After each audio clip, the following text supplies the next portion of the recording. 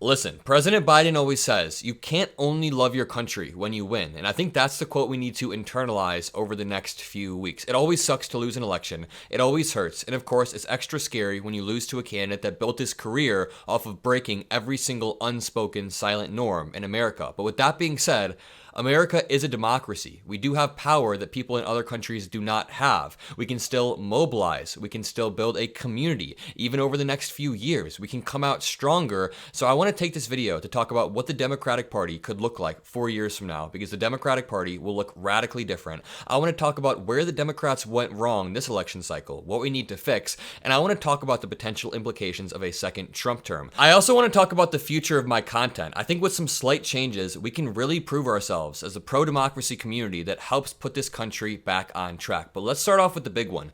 Donald Trump won last night, and it wasn't completely unexpected. Most prediction models showed a 50-50 race, and this was me literally 2 weeks ago.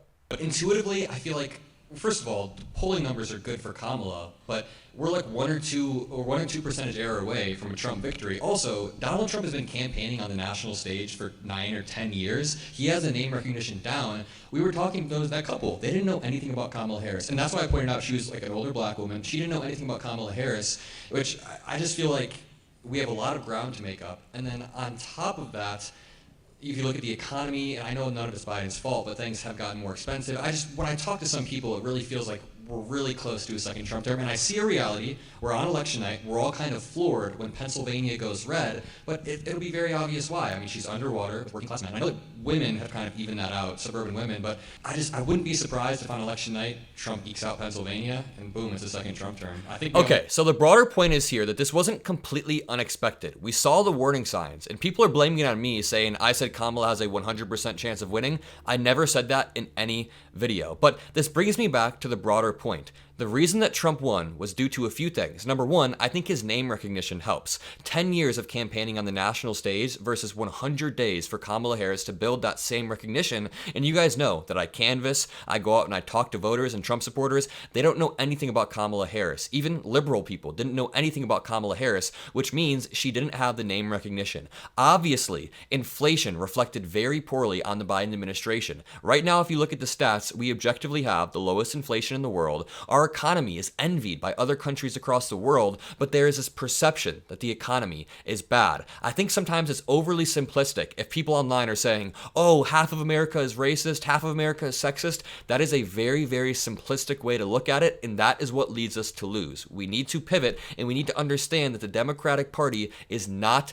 selling things that people want to buy. I have heard Democratic strategists behind the scenes say that exact phrase. The American people are not buying what we are selling. And that means that you could see the Democratic Party radically shift over the next few years to appeal to different demographics that we are losing. That Barack Obama coalition from 2008 to 2012 completely shattered last night. We saw a massive realignment, and it's due to Democrats being weak on all of the fundamentals, to be honest. And I know that people are going to get mad that I'm just saying this, but I'm trying to give you guys an analysis of the election, so just bear with me while I'm trying to give you guys what people think. Many Americans view the economy as uniquely bad right now because things are higher, and they blame that on Biden. That is a fundamental key. Not to use Alan Lichtman's words, that is a fundamental key right there that changed many Americans' minds. It's also a mistake to say that this was the MAGA cult, that the MAGA cult won.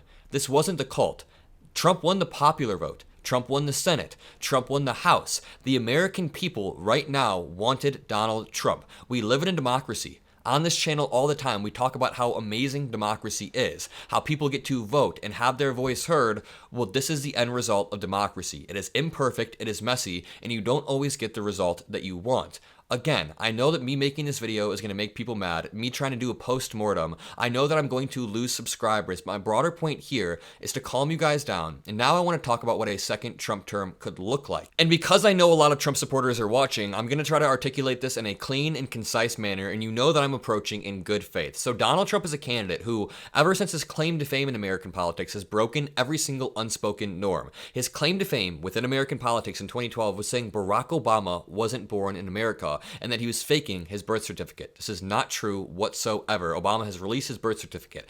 Then in 2016, he got the RNC to chant, "Lock her up. lock her up about Hillary Clinton despite there being no evidence to lock Clinton up. That's why Trump didn't do anything. That is why Trump didn't pursue anything, because Hillary Clinton was innocent. Then in 2020, Trump made up claims of widespread election fraud. He said the election was stolen in these key swing states. We need to flip these votes. We need to find these votes. And the only people that acted as a guardrail for Donald Trump were people like Mike Pence, Bill Barr, and others. Mike Pence won't be there. Bill Barr won't be there. It will only be people like RFK Jr. running our health, Elon Musk running our regulatory bodies. He has genuinely turned us one step closer into being an oligarchy like Russia, where you surround your cabinet. You fill your cabinet with rich, loyal people like J.D. Vance. J.D. Vance has said he would not have done what Mike Pence did. He would have subverted the will of the American people. On top of that, you guys need to understand how instinctually anti-free press Donald Trump is. Ever since 2016, he called the media the fake news. And you know what?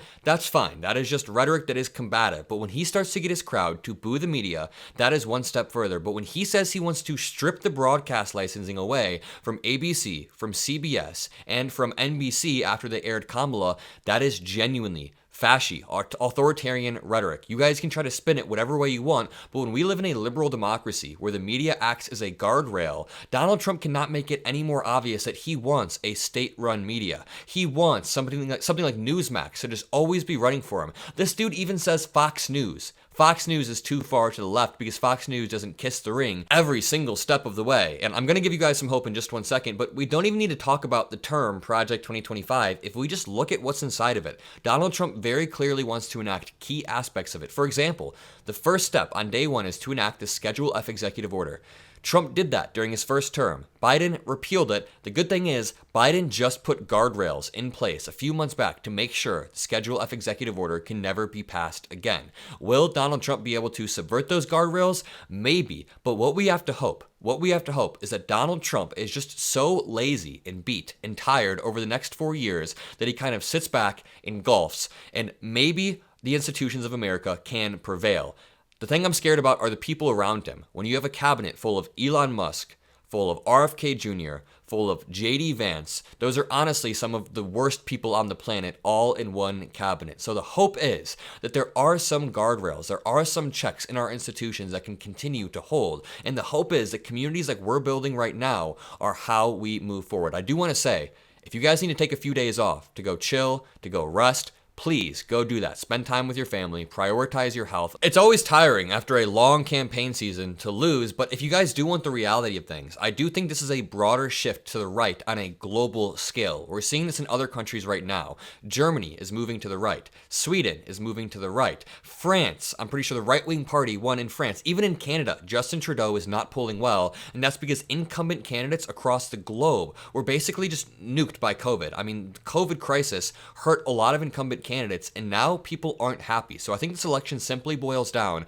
to people's lived experiences not being as good as they were during the Trump administration. Of course, people in the comments are already shitting on me saying, Adam, inflation is lower. Adam, this is lower. Obviously, the stats support us, but obviously American people feel differently. And again, this isn't the MAGA cult. We can't blame this on Donald Trump's cult. This is the average American saying that their experience was worse. So there are some things that we're going to have to grapple with. Are liberals right? Is liberalism right? Yes, I am always so instinctually liberal that I think this movement can grow to be something massive over the next few years. And that brings me on to my content. Then I want to talk more about Trump and RFK Jr. and Elon. But with my content, my goal over the next 4 years is to build such a strong, powerful, pro-democracy community, but not just by covering Trump. During an election cycle, it's pretty normal to relentlessly cover both candidates, but I'm sick of covering Trump every single day. I would like to boost pro-democracy messages where, of course, Trump is going to be involved. He's going to be the big figure over the next 4 years, but there is so much work to be done locally. There's so much work to be done county by county and at a state level, and I think we can all do that together if we stick together. There is a lot of work to do, and I totally understand if you guys need a break. Absolutely. I'm probably going to need a break tomorrow just to chill all day, but I do want to talk about the global implications of this as well.